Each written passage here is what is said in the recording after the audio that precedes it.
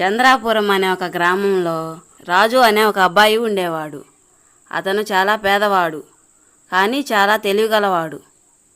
ఒకరోజు సెలయేటి దగ్గర నడుస్తూ వెళ్తున్నాడు. అప్పుడు హఠాత్తుగా అతనికి ఒక గొంతు వినిపించింది. ఈ గొంతు ఎక్కడి నుండి వినిపిస్తుంది అంటూ అటూ ఇటూ తిరిగి చూశాడు. అది పక్కనే ఉన్న చెట్టు కింద నుండి వస్తుందని గమనించాడు. అప్పుడు రాజు అక్కడికి వెళ్ళి చూస్తే అక్కడ ఒక సీసా కనిపించింది. ఆ సీసాలో ఒక చిన్న మనిషి లాంటి జీవి ఉందని గమనించాడు రాజు. ఎవరు నువ్వు? ఈ సీసాలో ఎందుకున్నావు అని అడిగాడు. అప్పుడు ఆ జీవి, ఈ సీసా మూత తీసి నన్ను విడిపించు, ఈ సీసాలో నేను ఉండలేకపోతున్నాను అంటూ ఆ జీవి రాజును అర్థిస్తుంది. చిన్న రూపంలో ఉన్న జీవిపై ఏమాత్రం అనుమానం రాని రాజు సీసా మూత తీశాడు. వెంటనే అందులో నుంచి దట్టమైన పొగ, మధ్య నుండి ఒక భయంకరమైన భూతం బయటకు వచ్చింది. దానిని చూసిన రాజు భయంతో, ఎవరు నువ్వు అని భయంతో అడిగాడు. నేను భూతాన్ని. ఒక మంత్రగాడు నన్ను ఈ సీసాలో బంధించాడు. నేను ఇప్పుడు స్వేచ్ఛగా ఉన్నాను, నిన్ను తినేస్తాను అంటూ పెద్దగా అరిచింది ఆ భూతం. అప్పుడు తెలివైన రాజు, నేను నిన్ను నమ్మను.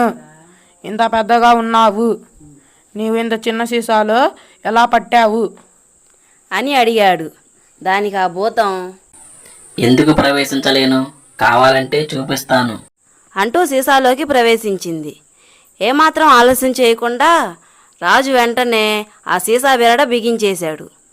అది చూసిన భూతం వెంటనే, దయచేసి నన్ను విముక్తుడిని చెయ్యి, నేను నీకు ఏమాత్రం హాని చేయను అని బ్రతిమలాడసాగింది ఆ భూతం. నిన్ను బయటికి వదిలితే వెంటనే నన్ను తినాలనుకున్నావు, మరి నేను ఎలా నమ్మగలను అన్నాడు రాజు. అప్పుడు ఆ భూతం, నేను నీకు అపకారం చెయ్యను, అంతేకాకుండా నీకు ఒక అద్భుతమైన మంత్రదండం కూడా ఇస్తాను. దానిని ముట్టుకున్న వెంటనే రోగాలు మాయమైపోతాయి, హాయిగా ఆరోగ్యంగా ఉంటావు. అలాగే ముందుగా నువ్వు ఏ వస్తువును తాకితే అది బంగారంగా మారుతుంది అని చెబుతూ ఆ భూతం బ్రతిమలాడసాగింది. దాని మాటలు నమ్మిన రాజు భూతాన్ని సీసాలో నుండి విడిపించేశాడు. అప్పుడు ఆ భూతం బయటకు వచ్చి మంత్రదండాన్ని రాజుకు ఇచ్చి మాయమైపోయింది. భూతం ఇచ్చిన అద్భుతమైన మంత్రదండం సహాయంతో అది చెప్పిన సంగతి కూడా గుర్తుంచుకొని దేనిని ముట్టుకోకుండా నేరుగా వెళ్ళి ఒక పెద్ద చెట్టును ముట్టుకున్నాడు. అది వెంటనే బంగారంగా మారింది. తక్కువ కాలంలోనే రాజు ధనవంతుడిగా మారిపోయాడు.